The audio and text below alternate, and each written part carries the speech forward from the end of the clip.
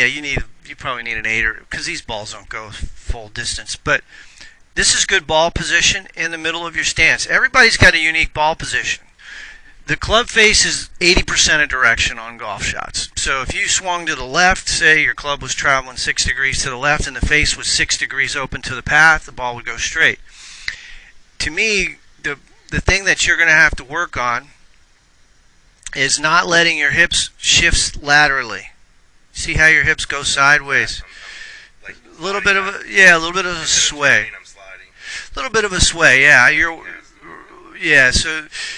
I think that's something you can work on. And there's a drill I'll give you called the pivot drill. And you're going to stand in front of a mirror. And you're just going to work on turning back without shifting. So you could say, let's say this is a door. We'll call this a door jam right here. You're going to place your right hip right against the door, and you're just going to work on turning that right hip, not letting it slide. I think that's a lot of your inconsistency. But you got a really nice golf swing. You shift your weight good here, but that lateral shift sometimes causes problems. You don't fully get onto your left side, and with an iron shot, if you're hanging back at all, you're going to have problems. The other issue is your left elbow. Your left arm is sort of breaking down, and that's the major reason you're inconsistent. So your left elbow and left wrist. So what I want you to do is spend 20 minutes a night hitting what I would call impact drill.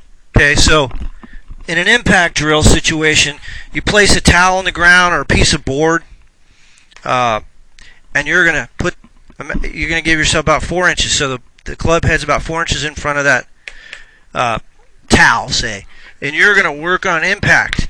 I want you to work on hitting the ground with the handle leaning forward.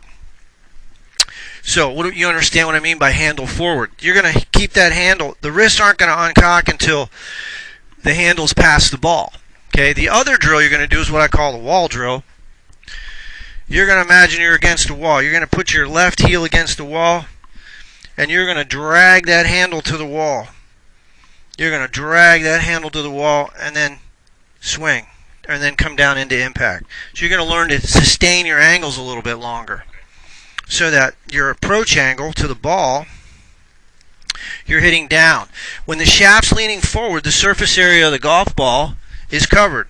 When the shaft starts to move backwards and the club head moves forward, you break the left elbow and you break the left wrist, you're hitting up. So sometimes you'll chunk it or you'll scull it. So we want the handle leaning forward so you can cover the surface area of the ball. Does that make sense? So you're trapping that ball.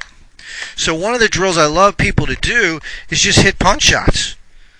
And just imagine you got to hit this thing as low as possible, keeping the hands forward. And that's really what you need to work on, because your impact position is what's hurting you. Right here, the handle gets backwards, the club head gets forward, and that's really where you're having your trouble. So, the wall drill, where your left heel's against the wall, you're going into impact. Your left hip is going to move against the wall. We'll imagine this is the wall here.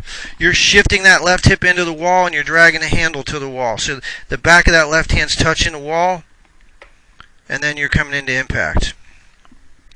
So you're just working on that. And then you're just, slow motion, just doing 50 of these slow motion exercises where you get that left wrist and the handle all well in front of the club head. All right. So, here's an example of, you'll see here this guy, first of all, there's no sway. So basically, what causes the sway is the inefficiency in your lower body action. If you turn and get an early shift, like a throwing motion, in a throwing motion, your arm's going back, what's going forward? Your body. Well, if you lose your anchor here, you don't start the downswing with your hips. You start it from the top. So you accelerate the wrong segment of your body, and consequently the wrists uncock a little bit early.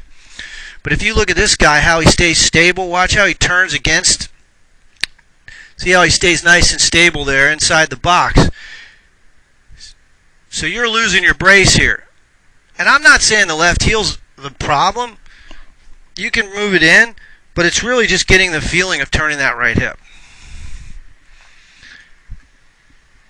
And then you'll see it impact how he's got the handle way forward. See how that handle's way forward and the club head's back.